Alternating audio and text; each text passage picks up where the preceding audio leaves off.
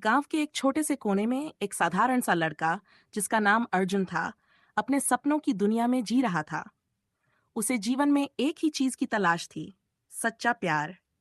उसकी माँ हमेशा कहा करती थी, मोहब्बत खुदा का रूप होती है बेटा। अर्जुन भी इस बात पर यकीन करता था, लेकिन उसने देखा कि लोग प्यार करने वालों को बुरा मानते थे, जैसे प्यार कोई गुनाह हो। एक दिन गांव के मेले में उसकी मुलाकात राधा से हुई। राधा साधारण दिखने वाली पर दिल से बहुत प्यारी लड़की थी। अर्जुन ने पहली नजर में ही उसे दिल दे दिया। धीरे धीरे वे दोनों एक दूसरे से बात करने लगे और वक्त के साथ उनका रिश्ता प्यार में बदल गया। लेकिन जैसे ही गांव वालों को इस बात की खबर हुई, वे अर्जुन और राधा के खिलाफ हो गए। उन्हें लगा कि उनकी मोहब्बत समाज के रिवाजों के खिलाफ है। गांव के बुजुर्गों ने फैसला किया कि उन्हें अलग कर दिया जाएगा। अर्जुन ने सबके सामने आवाज उठाई, जब मोहब्बत को आप खुदा मानते हैं तो प्यार करने वाले क्यों बुरे लगते हैं। गांव के लोग चुप हो गए, पर किसी ने उसका साथ नहीं दिया। अर्जुन और राधा ने फैसला किया कि वे दोनों गांव छोड़ देंगे और एक नई जगह पर अपने सपनों की दुनिया बसाएंगे।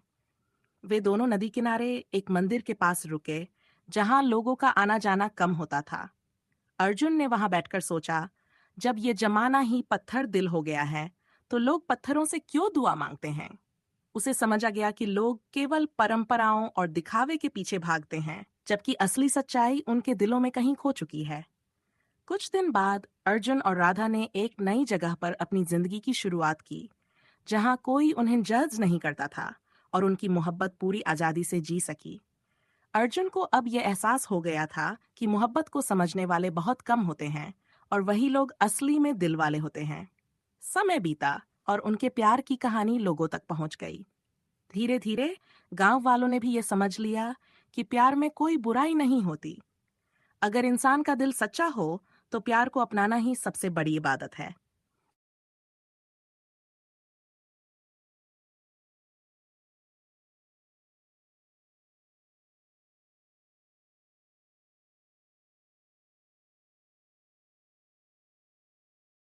अर्जुन और राधा की नई जिंदगी में हर दिन उम्मीद और प्यार से भरा हुआ था।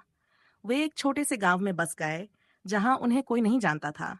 वहां उन्होंने अपनी एक छोटी सी दुकान खोली, जिसमें राधा हाथ से बने कपड़े बेचती और अर्जुन खेतों में काम करता था। दोनों अपनी छोटी दुनिया में बेहद खुश थे। धीरे धीरे उनका नाम पूरे इलाके में फैलने लगा, जा क्योंकि उनका व्यवहार हर किसी के दिल को छू जाता था। लेकिन पुराने गांव में अभी भी उनके बारे में बातें होती रहती थीं। बुजुर्गों को ये समझ आ गया था कि अर्जुन और राधा के प्यार में कोई बुराई नहीं थी। उनके फैसले पर अब पछतावा हो रहा था, लेकिन अहंकार और समाज के डर से वे इसे खुलकर मान नहीं पा रहे थे। वहीं अर्जुन और राधा का प्यार समय के साथ और गहरा हो गया। एक दिन पुराने गांव से एक आदमी, जिसका नाम शिवराम था, अर्जुन को ढूंढते हुए उनके नए गांव पहुंचा। शिवराम अर्जुन का बचपन का दोस्त था, जिसने हमेशा उसका साथ दिया था। शिवराम ने अर्जुन से कहा, भाई, गांव के लोग अब तुम्हारी बात समझने लगे हैं। वे चाहते हैं कि तुम वापस आओ। अर्जुन ने थोड़ी देर सोचा और फिर कहा, शिवराम, हमने यहाँ एक नई जिंदगी बसाई है, जहाँ हमें कोई जज नहीं करता। वहां वापस जाने से क्या फायदा जब लोग अब भी केवल दिखावे और परंपराओं के पीछे भागते हैं। शिवराम ने गंभीरता से जवाब दिया, अब लोग बदल रहे हैं। उन्होंने तुम्हारे प्यार की सच्चाई को स्वीकार करना शुरू कर दिया है। उन्हें तुम्हारी जरूरत है, ताकि वे समझ सकें कि सच्चा प्यार क्या होता है। अर्जुन और राधा ने आपस में बात की और सोचा कि अगर उनके वापस जाने से लोगों की सोच बदल सकती है, तो उन्हें ये कदम जरूर उठाना चाहिए। वे अपने नए गांव में जितने खुश थे, उतना ही उन्हें अपने पुराने गांव के लोगों की सोच बदलने की इच्छा भी महसूस हुई। अर्जुन और राधा अपने पुराने गांव लौटने के लिए तैयार हो गए।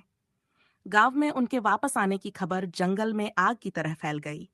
जब वे गांव पहुंचे तो सभी लोग इकट्ठे होकर उनका स्वागत करने के लिए तैयार थे। पहले जो लोग उनके प्यार का विरोध कर रहे थे, अब वही लोग उनके आगे झुककर माफी मांग रहे थे।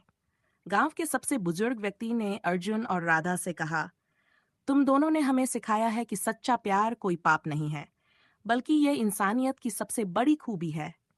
हम अपनी गलतियों के लिए शर्मिंदा हैं और तुम्हें वापस बुलाने के लिए धन्यवाद देते हैं।